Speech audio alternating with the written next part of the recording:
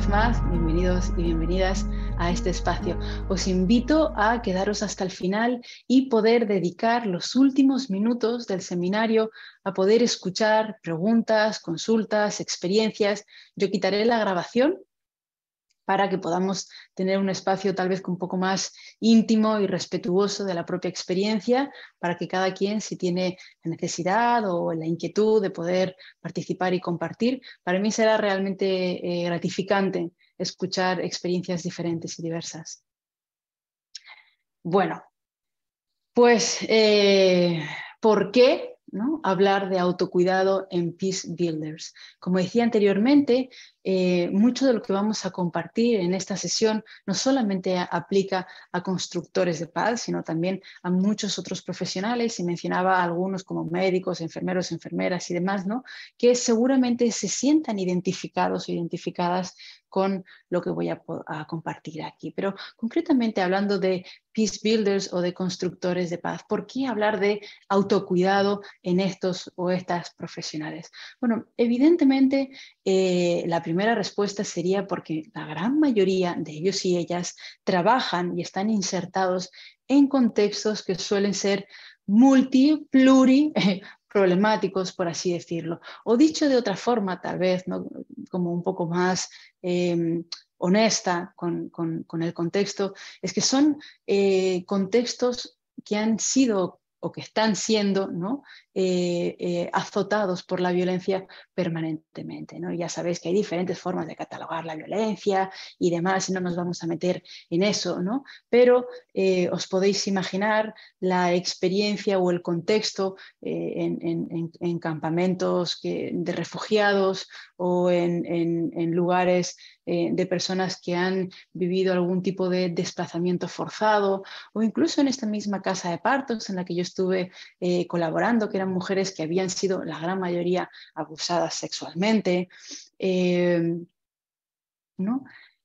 Personas que trabajan en activismo con derechos humanos, en la defensa de comunidades minoritarias, etc., ¿no? Entonces, estas personas o estas poblaciones o estos contextos generalmente viven permanentemente altos niveles de violencia, ¿no? Evidentemente, estar insertado, ¿no?, a través de la profesión o de un voluntariado o del deseo, porque simplemente formas parte de esa misma comunidad, evidentemente te ubica en un contexto tal vez no tan protegido, por así decirlo, que cualquier otro contexto, ¿no? Son contextos, reitero, insisto, ¿no?, que son fuertemente vulnerables, ¿no?, y vulnerados, y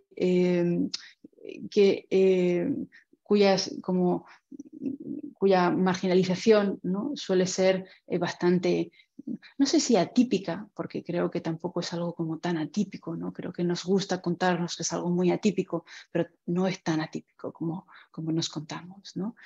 Y esto, por supuesto, ¿no?, genera en el constructor de paz una exposición permanente a vivencias traumáticas, ¿no? Y de esto vamos a estar hablando, no sé si largo entendido, ¿no?, pero bastante, porque yo creo que es como parte del meollo, ¿no?, o el centro, esta exposición recurrente a vivencias traumáticas, ¿no?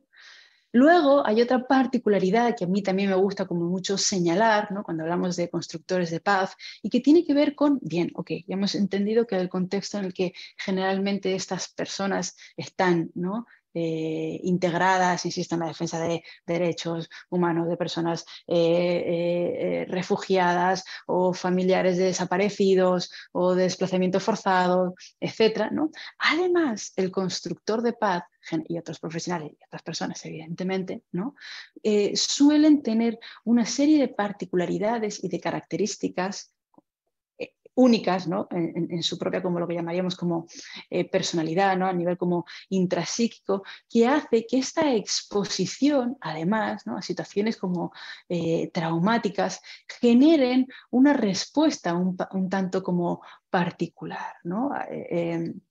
Porque suelen ser personas que tienen altos niveles de empatía, ¿no? Que tienen una fuerte conexión con estas otras personas, con sus semejantes, y hay una fuerte identificación con estas personas que sufren algún tipo de violencia o que viven situaciones de injusticia permanente y constante, ¿no? Hay evidentemente un grandísimo deseo de ayudar, hay una gran implicación, una gran implicación, ¿no?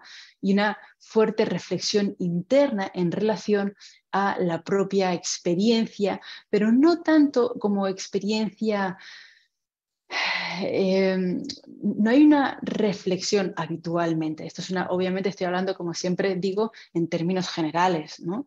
Y que bueno, aplica para muchos casos, probablemente como para la mayoría, pero es importante saber que estamos leyendo, ¿no? desde un lugar donde se pierden también muchos matices, ¿no? Queremos hablar de una generalización, bueno, pues evidentemente corremos el riesgo de perder, ¿no? Particularidades y matices que también son sumamente significativas, ¿no? Y decía que estas personas suelen tener altos niveles de autorreflexión interna. ¿Y a qué me refiero con esto? O más bien, ¿cuál es la particularidad de esta autorreflexión? Mucha de esta autorreflexión tiene que ver con el hecho de estar evidentemente como confrontándose permanentemente con estas mismas situaciones, ¿no? Y la revisión de, bueno, soy una persona, ¿no? Muchas de ellas, que ocupa un lugar frente a este grupo o población privilegiado porque tengo tal vez estudios que me permiten reflexionar acerca de esto, tengo un sueldo, ¿no? Que me da toda una seguridad y una estabilidad económica, que evidentemente es importante, ¿no? Tengo además un color de piel que tal vez estas personas no tienen y que socialmente ocupo o me hacen ocupar o asumo o lo que sea una posición diferente. Además soy hombre y esto evidentemente también me otorga como cierto poder o privilegios en relación a algunas mujeres, en fin, ¿no? Entonces suele haber, precisamente por esta misma exposición, ¿no? A estos contextos, una hiperreflexión en torno a uno mismo y su propia posición, lo cual es extraordinario. Pero evidentemente esto también genera o puede desembocar, ¿no? En experiencias, bueno, pues de culpa, de vergüenza, ¿no? Y algunas otras que vamos a mencionar por encima, ¿no? Y además, como decía por último, ¿no? Junto con los altos niveles de empatía, ¿no? Y la conexión con los semejantes, hay una identificación grande con el deseo y el proceso de ayudar, ¿no? Hay muchas veces una fuerte involucración, ¿no? Bien, además, ¿no? Generalmente el Peace Builder tiene, por esto mismo, si os dais cuenta, todo está encadenado, ¿no? Lo que estoy mencionando no son categorías discretas, sino que están interrelacionadas, ¿no? Esto genera a su vez que suelan desdibujarse algunos recursos internos de regulación, ¿no? Y suele prevalecer la politización de la propia experiencia, ¿no? ¿A qué me refiero? Esto está totalmente relacionado con lo anterior. Por ejemplo, bueno, porque en lugar de decir estoy triste porque me estoy exponiendo a tal o estoy quedándome sin una red de apoyo de personas significativas de mi vida o sin el contacto estrecho con mis propios progenitores o lo que sea, ¿no? Estoy triste porque la mujer es oprimida en un contexto donde el patriarcado prevalece y entonces, claro, debería estar avergonzado por todos mis privilegios y bla, bla, bla, bla, bla. Lo cual evidentemente es así, ¿no? Pero no es lo único. Y a veces hay por esta politización tan fuerte de la vida privada, que hay una dificultad de establecer cierta diferencia y de salirse un poco de esa mirada política del mundo interno y del mundo externo, ¿no?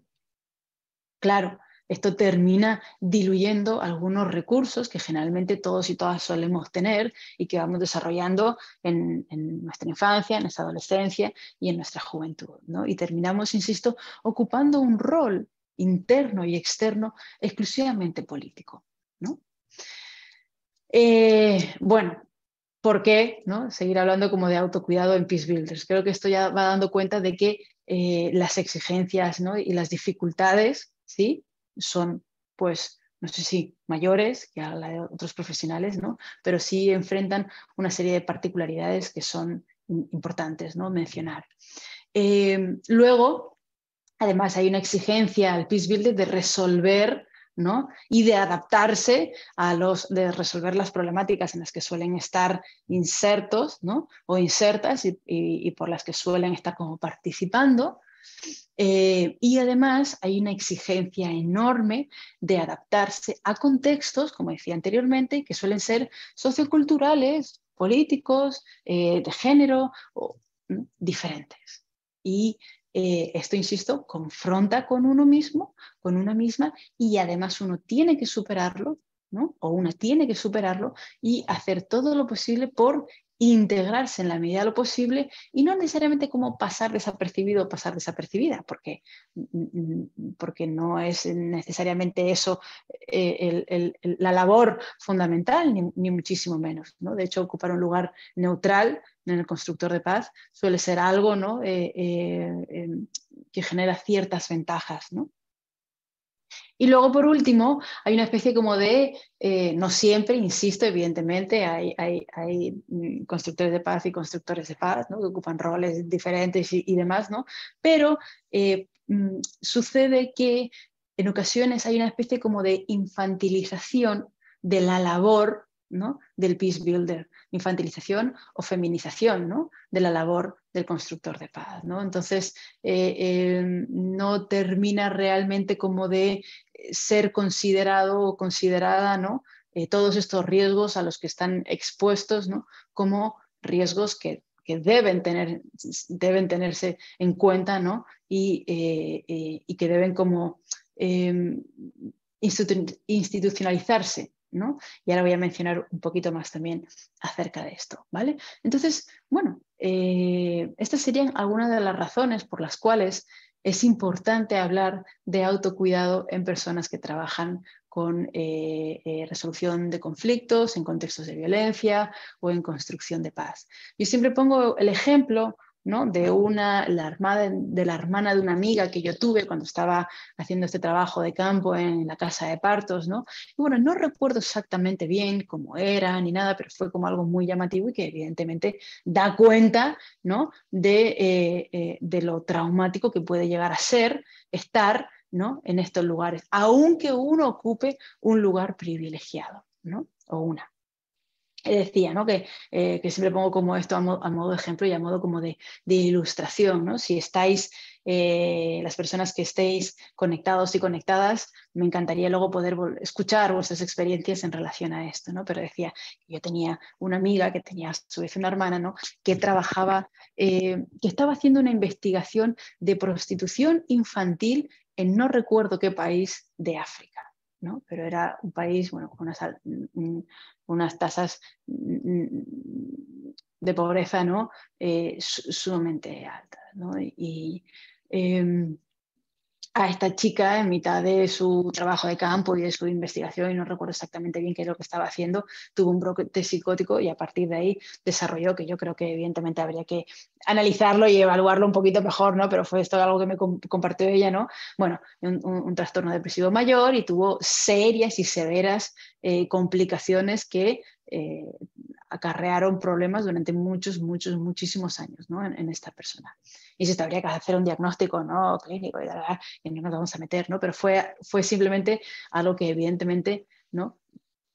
Dio cuenta de que, insisto, las personas que trabajan en estos contextos, ¿no?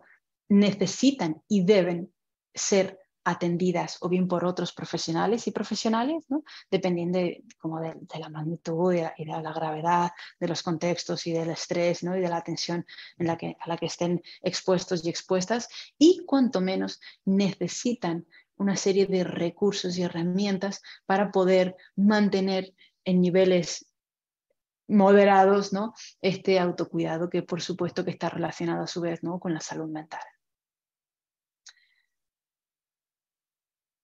Bueno, ¿y cuáles son algunos de los problemas, ¿no? Ya más o menos he ido como mencionando. Yo he traído aquí única y exclusivamente 3 problemas que creo que, insisto, están interrelacionados, que no podemos hablar de estos tres problemas como categorías discretas, ¿no? Que mucho tienen que ver los tres y que en ocasiones incluso en la misma bibliografía aparece como prácticamente uno solo y que en ocasiones simplemente va ocupando, ¿no?, la misma problemática, un nombre distinto, ¿vale? Pero bueno, evidentemente sufren y viven, ¿no?, un gran estrés. Ya sabéis que el estrés es una respuesta natural, sana y profundamente funcional que tiene, ¿no?, el cuerpo, el hombre, el humano y prácticamente cualquier especie, para hacerle frente a las dificultades del ambiente, ¿vale? No me voy a meter a hablar como de la fisiología del estrés y demás, porque es algo sumamente complejo, ¿no? Porque las particularidades del ser humano difieren, obviamente, ¿no?, de la de otros animales, etc., ¿no? Pero sería algo así como una respuesta consciente o inconscientemente, voluntaria o involuntaria, ¿no? Cuando hablamos como del estrés como más biológico, es inconsciente, sucede a un nivel inconsciente e involuntario, ¿no? Pero dado que podemos razonar en relación, ¿no?, y anticipar las experiencias y demás, puede que esto suceda a un nivel como más consciente, ¿no? Y insisto, es una respuesta que emerge de evaluar algo como importante, ¿no?, algo que nos importa, que es significativo para uno y que además consideramos que tenemos menos recursos de los necesarios para hacerle frente, ¿vale? Esto no es como, oh Dios mío, entonces soy inútil cada vez que... No, no, no, no, insisto, esto puede, además, esta evaluación puede ser real o no, puede que yo tenga un montón de recursos, ¿no? Pero me permiten, esta sensación como de no tener recursos, me mantiene en guardia y me permite estar con una atención generalmente como muy focalizada en una sola experiencia, ¿no? Obviamente todo esto tiene, insisto, como toda una serie de consecuencias de no poder prestar atención, ¿no?, a estímulos que son como más panorámicos y demás, ¿no? Entonces, esta respuesta como de estar en guardia, ¿no?, generalmente que sea como que cuando hablamos, ¿no?, de huida o de lucha o de congelamiento, ¿no?, que serían como las formas más típicas y habituales ¿no?, de la respuesta de estrés, ¿vale? Pero lo que más nos importa, a lo mejor para este seminario, ¿no?, es que una respuesta de estrés prolongada y sostenida en el tiempo, después de entrar en una especie como de estadio de meseta, ¿no?, donde se mantiene toda esa respuesta y toda una segregación hormonal determinada, lo que suele suceder es que el cuerpo, ¿no?, y el sistema eventualmente termina colapsando, ¿no?, y entrando en una especie de estado donde hay una mayor fatiga, hay otra serie generalmente suele también venir acompañado de toda una sintomatología depresiva, ansiosa, etc., ¿no? Y evidentemente ya tenemos el cuadro perfecto para intentar solucionar esos problemas con alcohol, con cigarros, con salidas, no sé qué, con consumo, con compras, si no contamos con otras herramientas, ¿no? Entonces, bueno, esto es algo, insisto, ¿no?, que experimentan muchos constructores de paz, ¿no? La exigencia permanente y constante de tener que estar haciéndole frente, ¿no?, a problemas, demandas del ambiente, de otras personas, etcétera, que mantienen en un nivel como de mucha activación el cuerpo, el sistema, y que eventualmente termina colapsando, ¿no?, con toda la sintomatología, insisto, que suele acarrear este tipo de experiencias, ¿vale? Bueno, luego lo hablaremos, pero hay alteraciones en el sueño, en el estado de ánimo, de la alimentación, etc. Y algo fundamental que es muy importante decir, si yo no dispongo de una serie de herramientas, muy probablemente evite todo este malestar, y ya sabemos que generalmente evitar el malestar, lejos de ayudar, muchas veces lo perpetúa y lo incrementa, ¿no?, dependiendo. Esta es una línea como muy delgada, ¿no?, que es también muy interesante de explorar, ¿vale? Pero bueno, ahí lo dejo, ¿vale? Ok. ¿Cuáles son algunos de los otros problemas que enfrentan los constructores de paz? Bueno, El segundo, ¿no?, que hemos considerado fundamental mencionar, es el desgaste por empatía. Sobre esto hay también un montón de bibliografía donde no se sabe si es desgaste por empatía o desgaste por fatiga, perdón, por compasión. Bueno, en fin, ¿no?, ha recibido como diferentes nombres. Parece, hay una especie como de medio de debate interno, ¿no?, que la fatiga por compasión realmente no existe como tal, ¿no? Cuando practicamos la compasión y la autocompasión no hay, no se produce este desgaste o esta fatiga porque precisamente estamos funcionando a nivel orgánico de una manera diferente, ¿no?, sino lo que sucede es un desgaste por empatía. Yo prefiero, insisto, como decantarme por esta como etiqueta, por así decirlo, ¿no?, dado que creo que puede ser, ¿no?, cierto esta idea de que la fatiga por compasión pues, es más un malentendido que otra cosa, o hace más bien referencia a esto, ¿no? Decía que las personas que trabajan, generalmente los constructores de paz, ¿no?, y muchos otros profesionales, evidentemente, tienen una gran capacidad para experimentar empatía. Ya sabéis que la empatía es la capacidad de sentir y entender lo que el otro siente, ¿no? Y esto da cuenta además también de toda una serie de procesos y una gran sensibilidad por las experiencias ajenas, ¿no?, y una gran capacidad por involuntariamente contagiarnos, ¿no?, y entender las razones, ¿no?, por las cuales la otra persona siente lo que siente, piensa como piensa y hace lo que hace, ¿vale? Cuando nos exponemos de una manera constante, ¿no?, a personas que están viviendo traumas, ¿no?, por esta misma empatía y por este mismo juego, yo voy a terminar sintiendo, ¿no?, esa experiencia traumática en mí, ¿vale? Y esto es lo que llamamos trauma vicario, y ahora hablo de eso. Pero antes de pasar al trauma vicario, ¿no?, algo importante decir es que el desgaste por empatía es la consecuencia natural, predecible, tratable y prevenible de trabajar con personas que sufren, ¿no? Y es el residuo emocional resultante de la exposición al trabajo con aquellos que sufren las consecuencias de eventos traumáticos, ¿vale? ¿Todos los profesionales experimentan por igual? No, evidentemente. ¿No? No todas las personas son igual de empáticas, no todas las personas, ¿no? A lo mejor hay otras personas que en lugar de poner como la empatía al servicio, lo que ponen es la compasión. Hay personas que directamente viven totalmente despersonalizadas y que no ponen al servicio absolutamente nada más que la razón y 2 o 3 papeles, ¿no? Y ya, ¿no? Pero bueno, cuando hay un acercamiento, ¿no?, insisto, esto es natural. El desgaste por empatía, a diferencia del burnout, es algo que suele estar como más relacionado con el trastorno de estrés postraumático, ¿no? Y es como mucho más exabrupto, ¿vale? Y generalmente suele durar menos en el tiempo, afortunadamente, ¿no? Bueno, es el residuo emocional resultante, ¿no?, de la exposición, ¿vale?, que está ahí, tal cual, 2 veces, para que quede claro, y está además relacionado con el esquema cognitivo del constructor de paz, ¿no?, y la moral sobre el mundo, ¿vale? Esta capacidad de empatizar, además, ¿no?, como decía anteriormente, tiene que ver con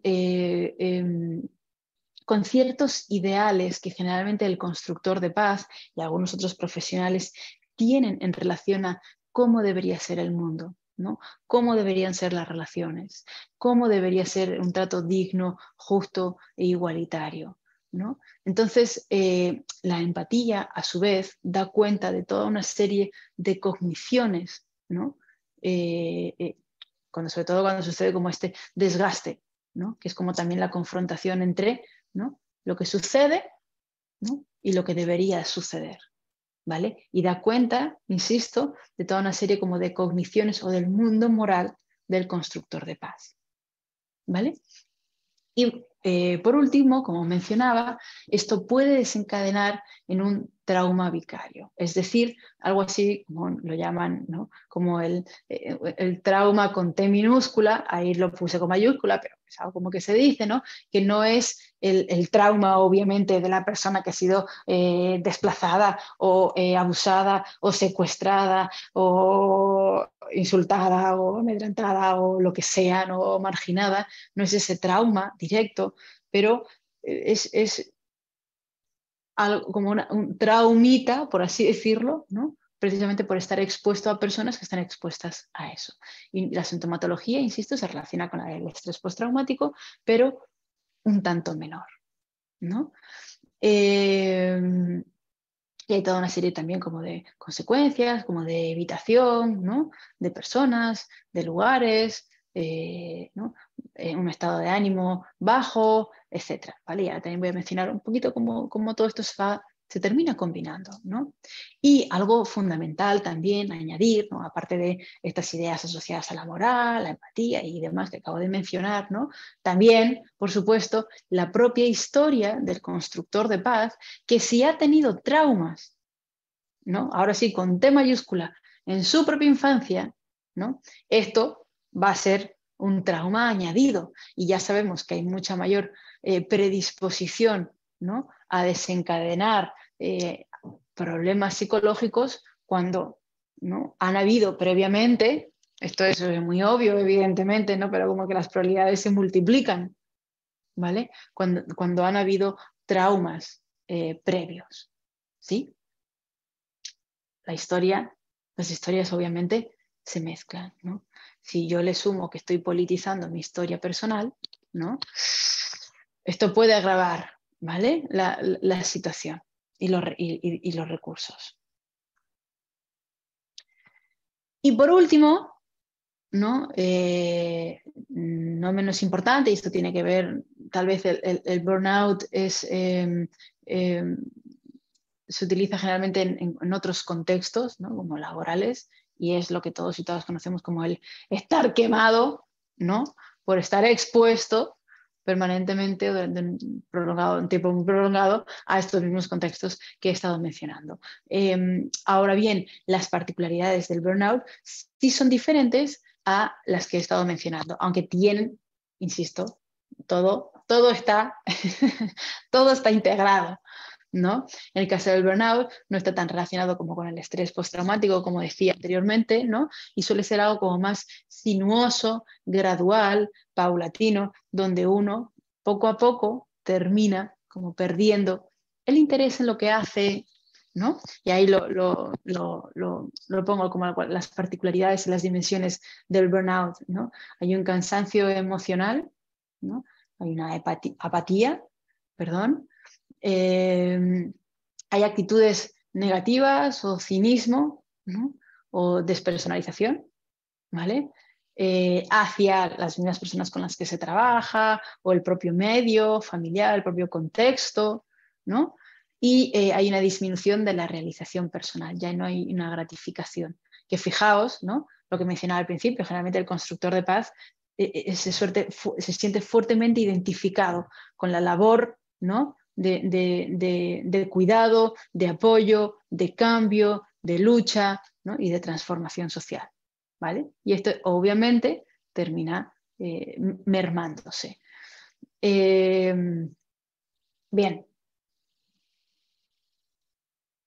¿Cuáles son las consecuencias? Son muchísimas, evidentemente, ¿no? Aquí ya solamente de estrés podríamos estar hablando horas y horas y horas y de un sinfín de consecuencias, falta dificultades en la concentración y demás. Aquí simplemente se ha arrojado algunas, ¿no? Consecuencias, pero que, reitero, podemos estar hablando de muchas. Yo os invito a que quienes estáis conectados y conectadas al final de la sesión podamos compartir, ¿no? Cómo te sentiste, cómo fue para ti, y demás, ¿vale? Hay obviamente un déficit en el autocuidado, ¿no? Termina habiendo como un gran descuido por uno, precisamente por la presencia en ocasiones, ¿no? De síntomas o de trastornos depresivos o de ansiedad, ¿no?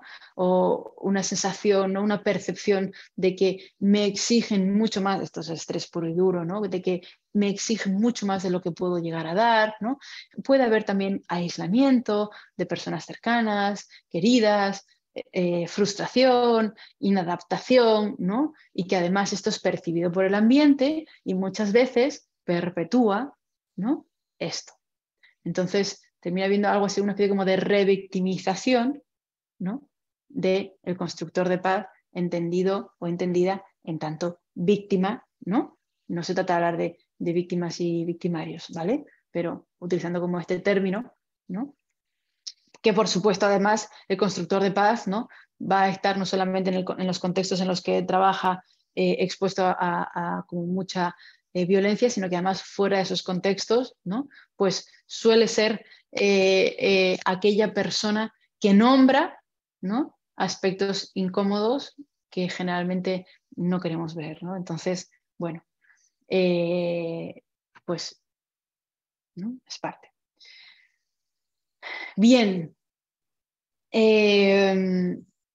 ¿Cómo transitar, ¿no? de estas experiencias que acabo de mencionar, antes de meternos como más en prácticas de autocuidado, ¿no? Yo creo que es fundamental ver que hay algunas labores, hay algunos roles y profesiones, ¿no? Que socialmente están construidas en torno a esta idea como de superhéroe, ¿vale? Y que se espera de ellos o de ellas la posibilidad de curar, transformar y cambiar, ¿no? Entonces, la exigencia a nivel social, ¿no? Es muy fuerte, ¿vale? Y yo creo que eh, es importante como revisar eso, no nos vamos a meter como en temas como de diluir, ¿no? De repartir la responsabilidad ni nada, ¿no? Pero sí como revisar un poco este mito, ¿no? Del constructor de paz en tanto superhéroe como profesional, ¿no? Que cuenta con recursos ilimitados para la transformación, ¿vale? Por un sinfín de razones, ¿no? Por un lado, como llamar, ¿no? Como a esta etiqueta social, ¿no? Y a esta exigencia social, ¿no? Y por otro lado, saber que evidentemente uno o una, como constructor de paz, como profesional del ámbito que sea, obviamente cuenta con recursos limitados, ¿no? Y esto es lo que es obvio, ¿no? No obstante, no siempre contamos con el material, no siempre hemos interiorizado el material obvio, ¿no? Conviene recordarlo, ¿no? Las posibilidades, los recursos que yo tengo son limitados, ¿no? Y las posibilidades de cambio son limitadas. Y esto lo vemos en microcontextos y en macrocontextos, ¿no? Entonces, bueno, pues esto genera aún más frustración, ¿no? Pero si somos conscientes de ello, puede que no necesariamente, ¿no? Genere tanta frustración, ¿vale? O enojo, ¿no? Que sería también un poco como la consecuencia de esta misma frustración, ¿vale? Otra cosa importante, ¿no? Y creo que es fundamental, ¿no? Es a veces es saber que a veces el constructor de paz, ¿no? Siente vergüenza por hacerse consciente de sus propias necesidades de autocuidado, ¿no? ¿A qué me refiero? Claro, decía yo al principio, ¿no? Hay muchas personas que trabajan en construcción de paz, en prevención de la violencia, en transformación de conflictos, que ocupan un lugar aparentemente, ¿no? Privilegiado, por las razones que sean, ¿no? Y cuando yo reconozco este privilegio, ¿no? Y al mismo tiempo reconozco que necesito ayuda, ¿no? Puede ser como pueden entrar como en confrontamiento, ¿no? Y en choque estas dos ideas, ¿no? ¿Cómo yo voy a necesitar ayuda sabiendo que hay un montón de gente que está sufriendo? ¿Cómo yo voy a necesitar ayuda cuando tengo comida y alimento y cobijo y una pareja que no sé qué y lo que sea, y unos padres y una casa y un contexto y un gobierno y miles de bienes materiales, etcétera, ¿no? Entonces, esto puede obviamente ser una gran resistencia, ¿no? Un gran impedimento ¿no? La vergüenza o la culpa, serían como experiencias un poco diferentes, pero bueno, ¿no? De reconocer la propia necesidad de autocuidado, ¿no? Y no se diga ya como de ayuda, ¿no? Y de poder volcar en uno, ¿no? Ciertos autocuidados que, si ya uno tiene privilegios, ¿no? Esto ya sería como como, ¿no? El culmen, ¿no? Del egoísmo absoluto, ¿sí? Y bueno, por último, una tendencia, ¿no? A ver problemas genéricos como problemas particulares. Bueno, esto lo menciono un poquito más adelante, lo voy a mencionar un poquito más adelante, ¿vale? Pero que tiene que ver, bueno, ya lo mencioné aquí ya, ¿no? Pero que tiene que ver con esta idea, ¿no? Como de pensar que el cambio es ilimitado, ¿no? Y que muchas de las cosas que están sucediendo son particulares del contexto en el que uno está y que, ¿no? Cuando realmente suceden en muchos otros contextos esto mismo, como por ejemplo que el líder de la comunidad se oponga, ¿no? A las propuestas del constructor de paz. Se me ocurre, ¿no? Un ejemplo así como, o que haya alguien que genere conflicto, crítica, ¿no? Ideas falsas, etcétera, ¿no? Entonces, bueno, por suerte o por desgracia, evidentemente como por desgracia, ¿no? Pero esto no necesariamente es un problema particular, ¿no? No es que deba ser menoscabado, ¿no? Pero sí es algo que si uno sabe que sucede, ¿no? En muchos otros lugares y que muchos otros constructores de paz, ¿no? También se están viendo enfrentados a ello, ¿no? Puede igualmente como ocupar un lugar distinto, ¿vale?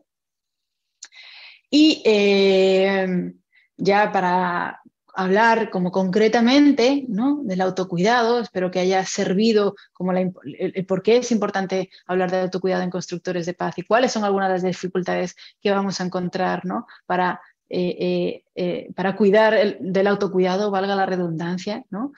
Dicho esto, bien, ¿qué es el autocuidado? Hay bastantes propuestas que hablan de autocuidado, generalmente han sido como más del contexto de la enfermería, ¿no? Del mundo de la enfermería, de la medicina, ¿no?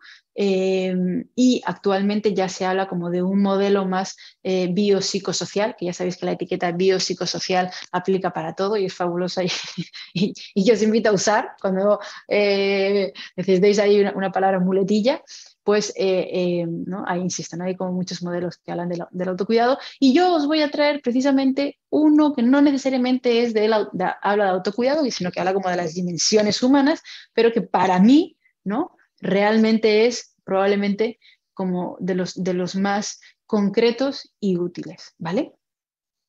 Bueno, Repenin y Taylor dicen que la práctica, que el autocuidado es conjunto de prácticas, ¿no? Es la práctica de actividades desarrolladas por las personas en una situación determinada y por decisión propia con el propósito de mantener su salud y elevar su expectativa de vida y desarrollo personal y bienestar, ¿vale?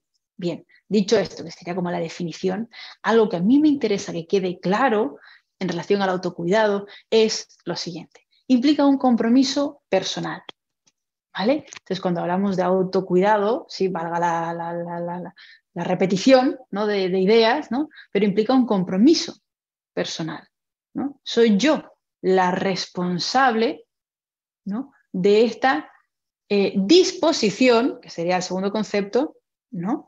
De cambio, ¿no? Implica una disposición, una intención de generar un cambio y una autopercepción de cómo estoy, qué necesito, qué pasa conmigo, qué he descuidado, qué he cuidado, de qué me he ocupado, etcétera, etcétera, etcétera.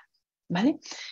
No significa que uno, o sea, insisto, cuando hablamos del modelo biopsicosocial es porque realmente también es importante integrar, ¿no? Parámetros y variables contextuales y siempre en cualquier modelo y enfoque, ¿no? Porque todo esto, como he mencionado hasta ahora, repercute e influye, ¿no? Generar más estrés, salud mental afectada, etcétera, ¿vale? No obstante, el autocuidado sí hace referencia, ¿no? A una cuestión, a una intención propia, que, insisto, pasa por la autopercepción, ¿no? Y que implica un compromiso personal de cambio, ¿vale? Y varía, de una persona a otra, de un momento a otro, de un género a otro, etc., ¿no? Este autocuidado, lo que cada quien entiende por autocuidado varía, ¿sí? Y comentaba anteriormente que hay varios modelos, pero que para mí uno que me encanta es el pentagrama de Ginger, que tiene bastantes años y que me sigue sirviendo para explicar un sinfín de experiencias propias en mis pacientes, ¿no? O en clientes, o en constructores de paz, ¿no? En fin, personas en general, ¿no? Y que reitero, no es este modelo de autocuidado, de cuidado de la salud, ¿no? Y cuidado no sé qué y tal, pero que realmente se puede integrar perfectamente, ¿vale? Y Ginger habla de 5 dimensiones, ¿no? Del ser humano, y que evidentemente os invito a quienes estáis presentes, conforme las escucháis, revisar, ¿no? A lo mejor una forma muy sencilla de revisarla es del 1 al 10, cuánto, ¿no? Cuido este aspecto o esta dimensión de mí misma, ¿no? O de mí mismo, si 10 fuese mucho, si 0 fuera muy poco, ¿vale? Y él habla, insisto, de 5 dimensiones, perdón, ¿no? Que ocupan diferentes lugares estas dimensiones, ¿no? Y que a su vez están interrelacionadas, ¿no? Pero donde encontraríamos como probablemente, no sé si las más importantes, pero las que nos enraizan, ¿no? En gran medida, ¿no? Y nos otorgan como cierta estabilidad, ¿vale? Y que permiten que las otras también se desarrollen, son el cuidado del cuerpo y el cuidado del mundo espiritual, transpersonal o trascendental, ¿vale? Obviamente aquí entran muchas categorías, ¿no? Las otras 3 dimensiones, que serían como los bracitos y la cabeza de este pentagrama, de esa estrella, ¿no? Sería, por un lado, la dimensión emocional, ¿no? Y, por otro lado, la dimensión social, ¿vale? Y en el último lugar, la dimensión como racional, intelectual, ¿no? Entonces yo decía, os podéis preguntar, como del 1 al 5, ¿cuánto ocupo o descuido estas dimensiones en mí, ¿no? Bien, yo creo que, insisto, esto orienta, ¿no? Porque aunque yo no os esté diciendo, para cuidaros, para cultivar el autocuidado necesitáis tomar mucho calcio, ¿no? Aunque yo no os esté diciendo eso, cuando os invito a revisar cómo cuidáis, ¿no? Vuestro mundo espiritual, vuestro mundo corporal, ¿no? Interpersonal, emocional y racional, ¿no? Os estoy invitando de alguna manera, ¿no? A que también penséis en qué formas tenéis o son útiles, ¿no? Que hagáis o no hagáis, para cultivar esto. Porque, insisto, esto cambia de persona a persona, cambia de contexto a contexto, ¿no? Y cambia de edad, etcétera, ¿vale? Fijaos, nada de que lo que estoy mencionando tiene que ver ni con beber, ni con pasárselo genial, ni con tener seguidores en Instagram, que es lamentable, pero hay que mencionarlo porque, insisto, creo que todos y todas, ¿no? Tenemos una tendencia de evitar el malestar, ¿vale? A partir de experiencias agradables y del reconocimiento de los demás o de las demás, ¿no? Y yo no estoy en contra, obviamente, yo soy la primera, que me gustan las experiencias agradables, ¿no? Evidentemente, ¿no? No estoy en contra de las experiencias agradables, ¿no? Pero es importante entender que no necesariamente el consumo de experiencias agradables están relacionados con el autocuidado ni con la salud. Yo puedo tener un montón de experiencias agradables, ¿no? Y tener una salud mental sumamente frágil. Puedo comer en los mejores restaurantes, puedo tener los mejores viajes, puedo tener los mejores coches, puedo tener las mejores casas, puedo tener, y realmente que mi salud mental, ¿no? Esté sumamente frágil. Porque lo único que hay aquí es un consumo de experiencias agradables, ¿vale? No pasan por el autocuidado necesariamente, ¿sí? Puedo hablar de esto horas, pero evidentemente no es el lugar, ¿no? Ni el momento. Bueno, hay algunas recomendaciones, ¿no? Para el autocuidado, también como para ilustrar estas 5 patitas, ¿no? O estas 5 dimensiones. Bueno, las patitas serían, como decía, ¿no? El físico y el espiritual, que son 2 dimensiones que Ginger ubica como no necesariamente como las más importantes, pero sí las que enraizan, como decía anteriormente, ¿no? El cuidado físico, ¿no? Tiene que ver con aquí hay algunas ideas, ¿vale? El cuidado físico, pues obviamente tiene que ver con la alimentación, ¿no? Tiene que ver con el descanso, y con todo el cuidado que le otorgamos a esta preciosa máquina que es nuestro cuerpo, ¿no? Y que no necesariamente tiene que ver como con la estética, insisto, hegemónica, de vernos guapas y guapos. No, hay muchas formas de cuidar, ¿no? Esta máquina, este organismo, o como cada quien lo quiera ver, ¿no? Pero sabemos que algunas ayudan, ¿sí? Y que si no las cuidas, eventualmente vas a tener dificultades cognitivas serias, severísimas, como por ejemplo si no duermes lo suficiente. ¿Qué es lo suficiente? Cada quien tiene un margen de descanso diferente, ¿vale? Pero ya sabéis que se han hablado de alrededor de 7, más menos 1, 7, ¿no? Bien, la alimentación también repercute. Cada vez hay más estudios que hablan sobre cómo el estado del ánimo viene en gran parte determinado, ¿no? O afecta, no debería utilizar esa palabra, ¿no? Por la alimentación. Y cuando se habla del segundo cerebro como del sistema gástrico, ¿no? Porque afecta en nuestros estados anímicos, ¿vale? Bueno, aquí también podemos integrar la sexualidad, ¿no? Podemos integrar el cuidado también de médico, ¿sí?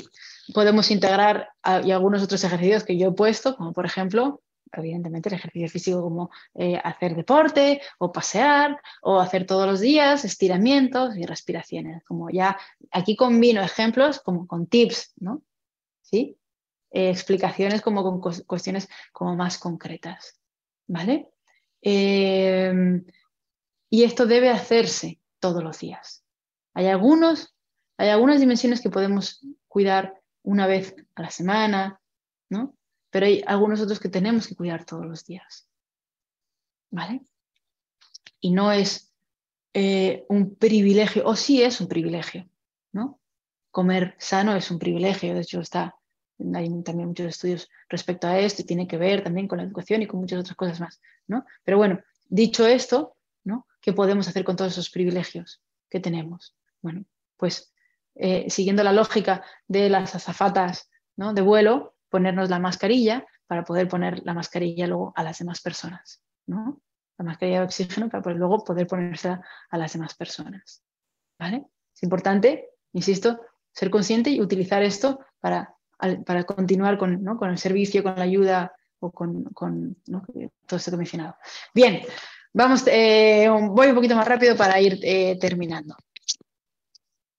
Cuidado espiritual. Aquí podemos encontrar un montón también de significados diferentes, porque ya nos metemos como en todo ese mundo transpersonal que puede tener como que ver con el sentido de vida, ¿no? Con el cultivo de valores trascendentales, como por ejemplo son la justicia, la compasión, la verdad, la amabilidad, ¿no? Que son como formas que conectan a uno con algo superior, ¿vale? Llámese vida, llámese comunidad, llámese Dios o lo que sea, ¿vale? Otra forma también de cuidar la espiritualidad es el contacto con la naturaleza, ¿no? Ya sabemos además muchos de los beneficios que tiene el contacto con la naturaleza y que no nos lo dan los parques de las ciudades, donde hay 4 o 5 árboles en el mejor de los casos, ¿no? No estamos hablando de la mirada hacia, ¿no? El infinito y de ver realmente la naturaleza, ¿vale? No un muro de piedra porque terminó el parque artificial en el centro de la ciudad, ¿no? Podemos integrar una rutina de meditación, prácticas meditativas todos los días, también son sumamente útiles. Ya sabéis que hay un sinfín, ¿no? De prácticas meditativas diferentes donde cada quien puede guiarse por ejercicios con los que más se sienta identificado, ¿no? Y que le permita cultivar la conciencia sobre uno, sobre la propia experiencia, ¿no?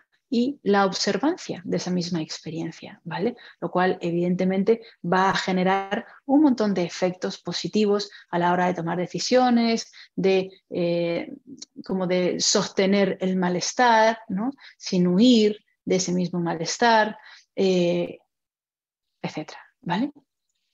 Bien, respecto al cuidado emocional, pues se puede visitar un psicólogo, si se puede, ¿no? Se puede intentar como cultivar sentimientos agradables. La pregunta sería, ¿qué experiencias me hacen generar sentimientos más agradables, ¿no? Se puede practicar la autocompasión para regular la experiencia emocional. Todo esto, obviamente, insisto, está interrelacionado, ¿no? Respecto al cuidado social, yo creo que cada vez vivimos en contextos más aislados, ¿no? En este formato de vivienda, que es algo sumamente como nuevo y diferente en comparación con cómo hemos vivido durante miles de años. Vivimos cada vez más separados de nuestros vecinos, desconocemos a nuestros vecinos en habitaciones más pequeñas, ¿no? Rodeado de 4 paredes, y no hay realmente no la hay, ¿no? Una convivencia comunal. Es más, molesta, ¿sí? Y esto en gran medida es antinatural. Esta forma cultural, ¿no?, de relacionarse y de establecer propiedad privada, ¿no?, y demás, y bienes y demás, es antinatural. Porque la soledad tiene severos daños, ¿no? Y además de que hay una necesidad, desde pequeñitos preferimos el contacto al alimento, a cualquier otra cosa, ¿no? Entonces, luego aprendemos a aislarnos,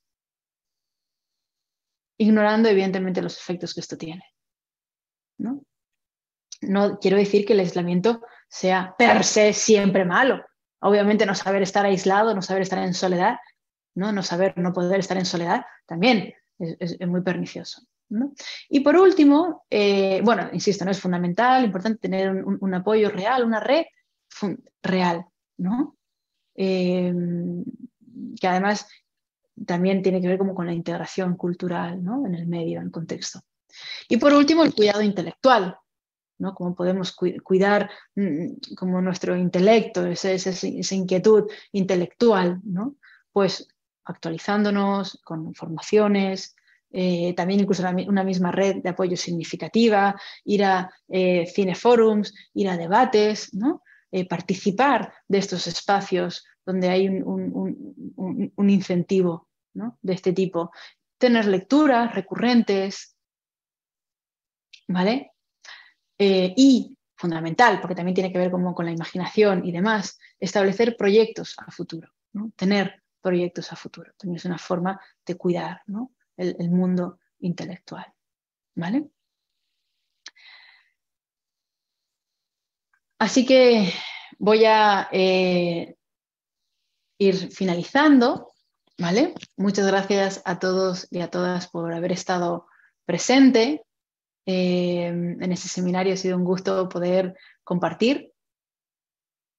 Y me gustaría poder, antes de escuchar comentarios que tengáis, experiencias en relación a